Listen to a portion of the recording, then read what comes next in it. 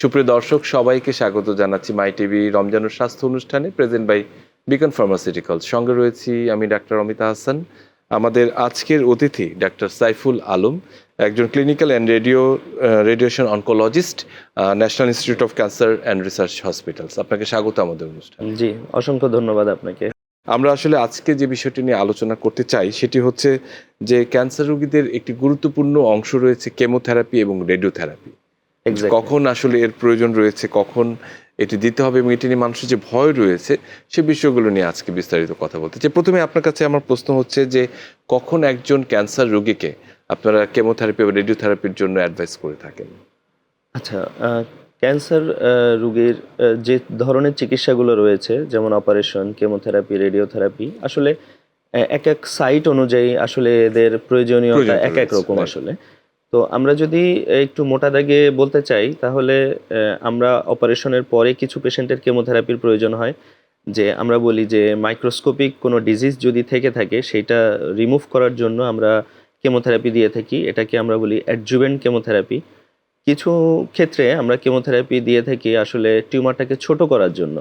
যেমন টিউমারের সাইজ অনেক বড়, অপারেশন করতে গেলে অনেক ঝুঁকি আছে বা মার্জিনটা ক্লিয়ারভাবে নিয়ে আসা যাবে না, সেক্ষেত্রে আমরা অপারেশনের আগেই কেমোথেরাপি দিয়ে থাকি। এটাকে আমরা বলি নিউ অ্যাডজুভেন্ট কেমোথেরাপি। যেমন ব্রেস্ট ক্যান্সারের অনেক পেশেন্টের ক্ষেত্রে আমাদের অপারেশনের আগেই কেমোথেরাপি প্রয়োজন হয়।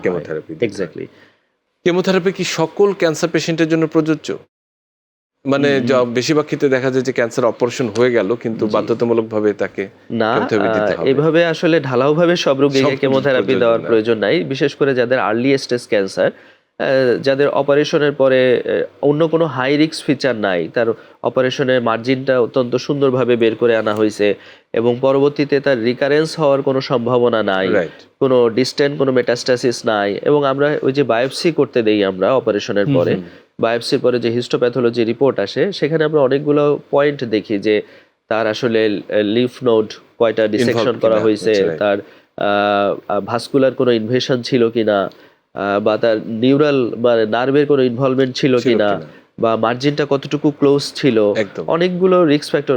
আচ্ছা, টিউমারের গ্রেডটা কেমন ছিল, এটা কি হাইলি মানে ওয়েল ডিফারেন্সিয়েটেড না পুয়ারলি ডিফারেন্সিয়েটেড, এরকম আমরা অনেকগুলো রিস্ক ফ্যাক্টর দেখি যে আসলে এই টিউমারটা ভবিষ্যতে আবার ফেরত আসার সম্ভাবনা আছে কিনা।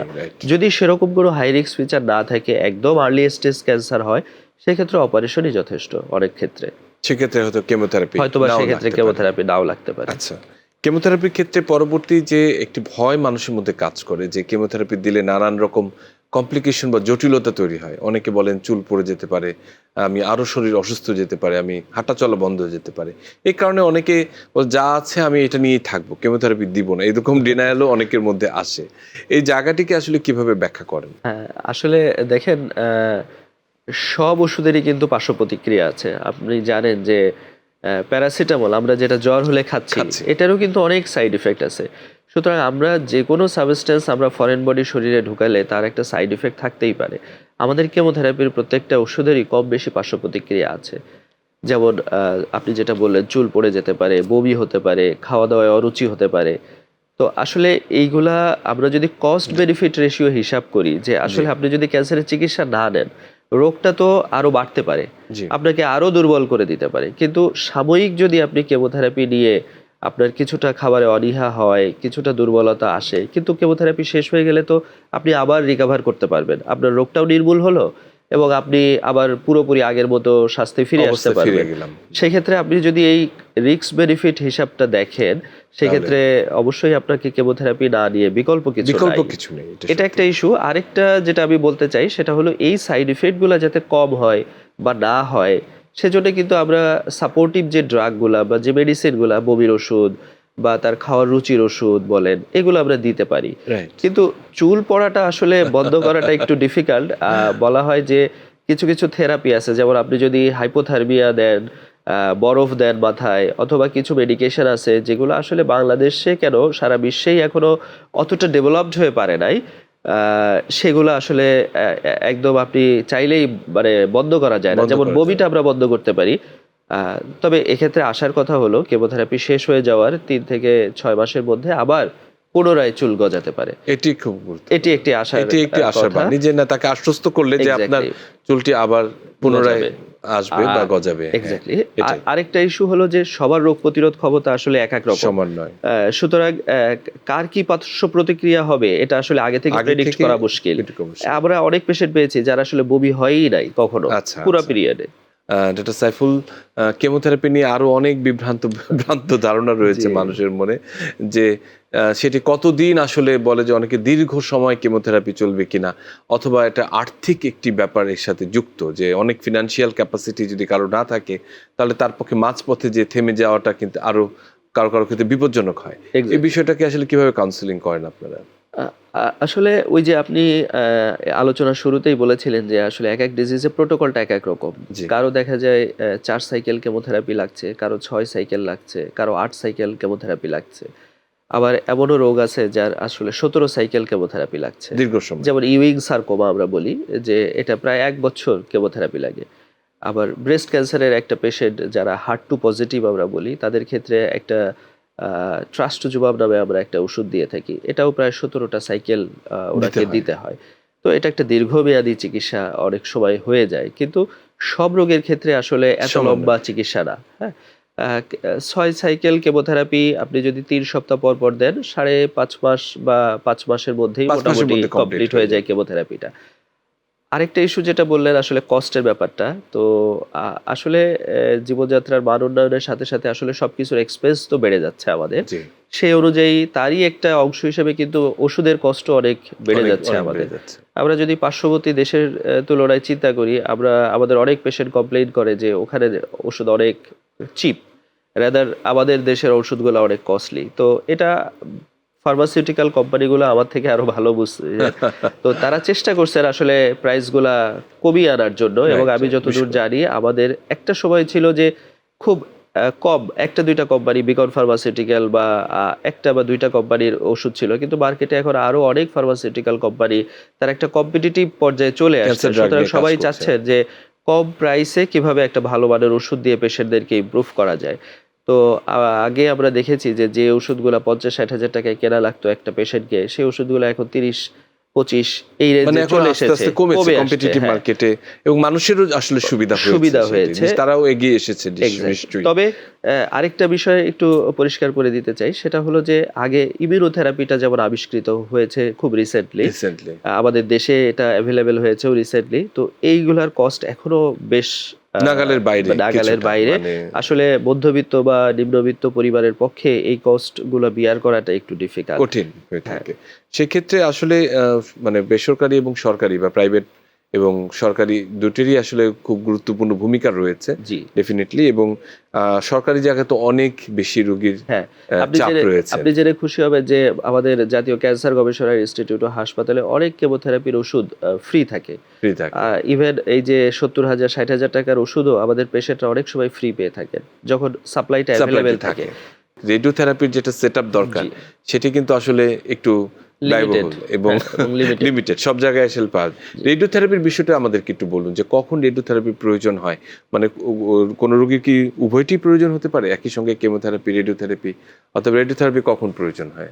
আচ্ছা, রেডিওথেরাপি হচ্ছে একটা লোকাল ট্রিটমেন্ট, মানে আপনি অপারেশন করে একটা টিউমার ফেলে দিলেন, সেটার পরিবর্তে আপনি চাইলে রেডিওথেরাপি দিয়ে টিউমারটা আস্তে আস্তে ছোট করে এটাকে একদম রিমুভ করে ফেলতে পারেন। আচ্ছা, তো আমরা বলি যে কেমোথেরাপি হচ্ছে একটা সিস্টেমিক ট্রিটমেন্ট যেটা সারা শরীরে কাজ করবে, কিন্তু রেডিওথেরাপি হলো আপনার যে অংশের টিউমার শুধু সেই অংশে কাজ করবে। যেমন ব্রেস্ট ক্যান্সার, শুধু ব্রেস্টেই আমরা রেডিওথেরাপি দিব। তো এই যে রেডিওথেরাপি একটা লোকাল ট্রিটমেন্ট, এইটা ম্যাক্সিমাম ক্ষেত্রে আসলে ইন্ডিকেশন বা প্রয়োজনীয়তাটা ওই যে এক এক রোগের ক্ষেত্রে তো আসলে এক এক রকম। কিছু কিছু রোগ আছে যেখানে আসলে রেডিওথেরাপির কোনো প্রয়োজনীয়তাই নাই, তারা হাইলি কেমোসেনসিটিভ যেটি বলা হয়। আবার যেসব টিউমার আছে যারা রেডিও সেনসিটিভ টিউমার, তাদের ক্ষেত্রে অবশ্যই রেডিওথেরাপি দিতে হয়। তো লোকাল ট্রিটমেন্টের একটা অংশ হিসেবে অনেক সময় অপারেশনের পরেও রেডিওথেরাপি লাগে। যেমন ক্লিয়ারলি মার্জিনটা সার্জন বের করে আনতে পারেননি, কিছু অংশ রয়ে গেছে, অথবা মাইক্রোস্কোপিক ডিজিজ লোকালি রয়ে গেছে, সুতরাং তার ওই জায়গাতেই টিউমারটা আবার ফেরত আসতে পারে, আমরা এটাকে বলি লোকাল রিকারেন্স। তো এটা যাতে না আসে সেজন্য আমরা সাধারণত রেডিওথেরাপি দিয়ে থাকি। রেডিওথেরাপির আসলে ভূমিকা। রেডিওথেরাপি সাধারণত এটি কত সময় লাগে? দীর্ঘ সময়, অনেকগুলো সেক্টরে ভাগে ভাগে দিতে হয় হ্যাঁ, এবং এক্ষেত্রে কি ধরনের আধুনিক মেশিন ব্যবহার করা হচ্ছে? আগে তো অনেক জি, বেশি হ্যাঁ, জেনারেলাইজড হতো, এখন আরো স্পেসিফিক করা এক্সাক্টলি। হচ্ছে আমি শুনেছি। আসলে কিছু কিছু রোগের ক্ষেত্রে আমরা বলি যে প্রায় ১.৫ মাসের মতো রেডিওথেরাপি সময় লাগে। তো আমরা বিশেষ করে হেড নেক ক্যান্সারে হুম, আমরা বলি যে ১.৫ মাসের মতো প্রায় সময় লাগে। আমরা ৩৫ দিন থেরাপি প্রয়োজন হয় প্রায়। এবং সেক্ষেত্রে দেখা যায় যে সপ্তাহে ৫ দিনের বেশি আবার রেডিওথেরাপি দেওয়া যায় না। তো জি, প্রায় ৭ সপ্তাহের মতো সময় লেগে যায়। আবার ব্রেস্ট ক্যান্সারে আমরা এখন মাত্র ৩ সপ্তাহে রেডিওথেরাপি শেষ করে ফেলতে পারি। অথবা তীব্র ব্যথা হচ্ছে, কারো মেরুদণ্ডের হাড়ে ক্যান্সার ছড়িয়ে গেছে, মেরুদণ্ডের হাড়ে তীব্র ব্যথা হচ্ছে, আমরা চাইলে সেটা ১০ দিনে দিতে পারি অথবা ৫ দিনে দিতে পারি অথবা ১ দিনেও আমরা তাকে ইমার্জেন্সি ভিত্তিতে থেরাপিটা দিয়ে তার ব্যথাটা কিছুটা ব্যথাটাকে প্রশমিত কমিয়ে দিতে করতে পারে। পারি। আর টেকনিকের ব্যাপারটা যেটা একসময় আমাদের ডিপ এক্স-রে মেশিন ছিল, কোবাল্ট মেশিন ছিল। রাইট, কিন্তু এখন মোটামুটি সব জায়গাতেই আমরা লিনিয়ার অ্যাক্সেলারেটর মেশিন নিয়ে আসতেছে সবাই। এবং এটা সর্বাধুনিক একটা মেশিন, যে মেশিনে আমরা রেডিওথেরাপির যে বিভিন্ন আধুনিক টেকনিক, যেমন 3 dimensional radiotherapy, right. Intensity modulated radiotherapy, volumetric modulated radiotherapy এগুলো আমরা দিতে পারি। একদম দেয়া যেতে পারে। সেটি জি, আসলে খুব দরকার এবং আরেকটি বিষয় হচ্ছে যে রেডিওথেরাপিরও কিছু সাইড ইফেক্ট রয়েছে জি। বেসিক্যালি। সেক্ষেত্রে কি, কি ধরনের সাইড ইফেক্ট হ্যাঁ, সাধারণত রেডিওথেরাপি হয়? এটাও আসলে ওই যে অর্গান ওয়াইজ ডিফারেন্ট হয়। তবে আমাদের সাধারণত রেডিওথেরাপি যেমন ধরেন মহিলাদের ক্ষেত্রে আমরা ব্রেস্টে বেশি দিতে হয়, জরায়ুতে বেশি দিতে হয়। তো ব্রেস্ট রেডিওথেরাপিতে আসলে এই সাইড ইফেক্ট গুলাও আবার আপনি কিছু সাময়িক কমপ্লিকেশন হয়, কিছু লং টার্ম কমপ্লিকেশন হয়। সাময়িক কমপ্লিকেশনের মধ্যে স্কিন অনেক সময় কালো হয়ে যেতে পারে, অথবা যদি গলায় রেডিওথেরাপি পায় তার একটু আ খাবার খেতে বা গিলতে অসুবিধা হতে পারে। অসুবিধা হতে পারে। আ ভয়েস একটু চেঞ্জ হতে পারে। আমরা বলি যে এখানে আশেপাশে ইডিমা হওয়ার কারণে তার ভোকাল কর্ডে ইম্পেয়ারমেন্ট হতে পারে। কিন্তু এগুলা আসলে ট্রানজিয়েন্ট। আপনার রেডিওথেরাপি শেষ হয়ে গেলে এটা ঠিক আবার হয়ে রিকভার যাবে। করে যায়। এগুলো তবে আসলে কিছু সাইড ইফেক্ট সাইড রয়েছে। ইফেক্ট হতে পারে। মানে আসলে সত্যি মানে সাধারণ রোগীদের ক্ষেত্রে বোঝার ক্ষেত্রে আসলে জি। অনেক সময় আজকে আপনার এই আলোচনা অনেকখানি সমর্থ হবে বলে মনে করি এবং সর্বশেষে আপনাকে আরেকবার ধন্যবাদ জানিয়ে আমাদের আজকের অনুষ্ঠান এখানেই শেষ করতে চাই। আপনার খুব সুচিন্তিত কিছু মতামত নিশ্চয়ই দর্শকদের কাজে লাগবে। ধন্যবাদ আপনাকে আমাকে এই অনুষ্ঠানে আমন্ত্রণ জানানোর জন্য। আর দর্শকদের উদ্দেশ্যে শুধু একটি কথাই জি, বলতে চাই যে আসলে ক্যান্সারকে জয় করতে হবে। ভয় পেলে চলবে না। দ্রুত ক্যান্সার বিশেষজ্ঞ হোক বা আপনার নিকটস্থ এমবিবিএস ডাক্তারের নিকট হোক, আপনার উপসর্গ দেখা দিলেই আপনি শরণাপন্ন হবেন এবং ক্যান্সারকে আমাদেরকে জয় করতে হবে। ধন্যবাদ জি। সবাইকে। সুপ্রিয় দর্শক, এতক্ষণ আমরা আমাদের আজকে আলোচক ডাক্তার সাইফুল আলমের কাছ থেকে বিশেষ করে রেডিওথেরাপি এবং কেমোথেরাপি নিয়ে যে আমাদের একটা সংশয় রয়েছে, ভয় রয়েছে, সে বিষয়ে একদম নির্ভর কিছু কথা শুনলাম এবং যখন প্রয়োজন হবে সেটি নিশ্চয়ই রোগীর জন্য উপকারী হবে বলেই সেটি কিন্তু আসলে করা হয়ে থাকে এবং ক্যান্সারকে জয় করতে হলে নিশ্চয়ই এদের একটা গুরুত্বপূর্ণ ভূমিকা রয়েছে। কাজেই আর এটিকে অবহেলা নয়, ক্যান্সারকে অবহেলা নয়, সচেতনতা এবং যথার্থ চিকিৎসা ব্যবস্থাই ক্যান্সার জয়ের মূল মন্ত্র। সবাই ভালো থাকবেন, সুস্থ থাকবেন।